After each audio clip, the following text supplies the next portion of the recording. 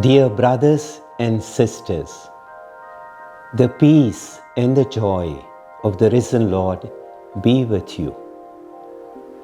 Hope does not disappoint us is the theme of this year's pastoral letter. It is taken from the letter of St. Paul to the Romans, chapter 5, verse 5. Hope is something we all have in our daily life. It is the belief that things will get better someday, especially when life seems hard.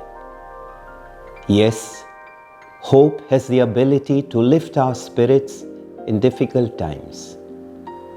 When we are stressed, hope can reduce our anxiety.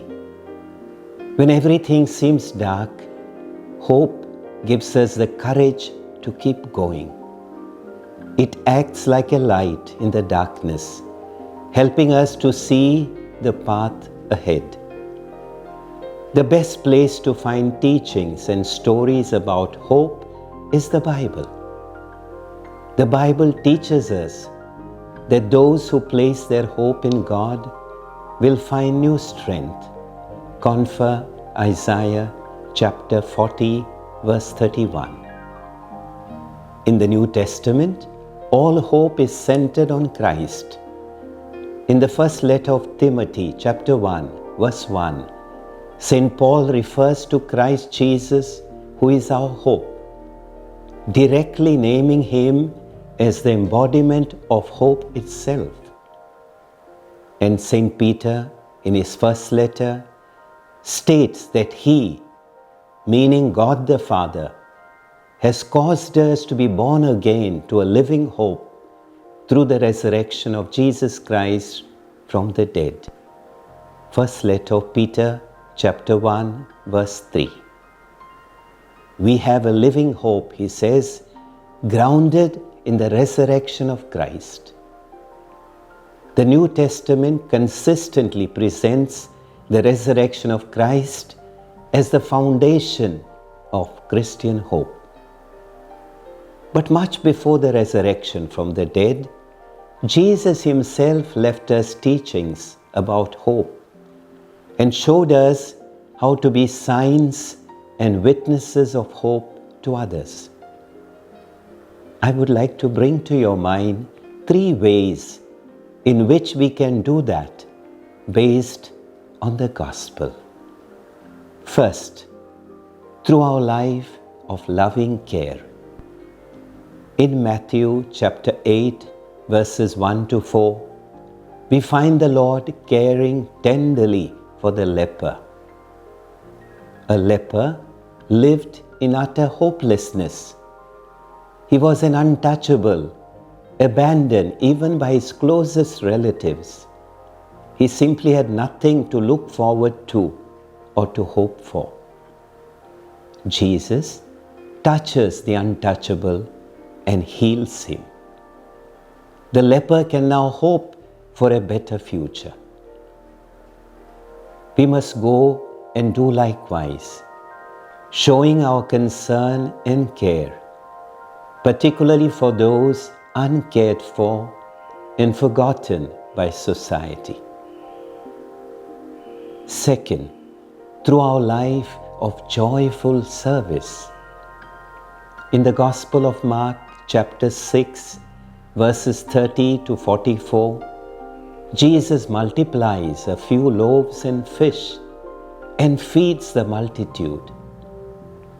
At the end of the day, they were hungry and weary, and to Jesus they looked like sheep without a shepherd. Filled with compassion for the crowd, the Lord joyfully shares a little basketful of loaves and fish and satisfies 5,000 people. Every time I render joyful service to others, I give myself to be eaten, just like Jesus gives himself for us in the Holy Eucharist.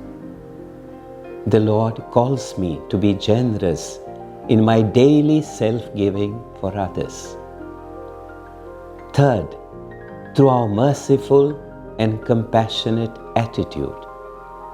In the Gospel of Luke, chapter 23, verses 39 to 43, Christ's final message on hope is given to the thief crucified by his side on Calvary.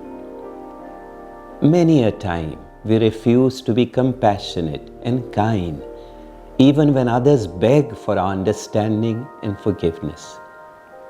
How distant are we from the Master, whose last action in his earthly life was to give hope to a dying criminal. The Church plays an important role in keeping hope alive, for she also shares in the struggles and joys of every person's life. When people are in distress or feel anxious, the Church stands by them. In this way, it becomes a pillar of hope, supporting those who are suffering or are feeling lost. Confer Gaudium et Spes, Pastoral Constitution of the Church in the Modern World, number 1. On the other hand, the Church teaches us that we are to awaken hope in those who are struggling and less fortunate than we are. And this mission is to be taken up by us in our daily journey, either while walking on our individual paths or together with others. Confer Lumen Gentium, Dogmatic Constitution on the Church, number 1. The Bible, the Church, and Christian tradition all teach us that hope is not just wishful thinking. It is a confident trust in the goodness of God and in the future that He has promised. With this kind of hope, we can face anything life throws at us, knowing that the best is yet to come.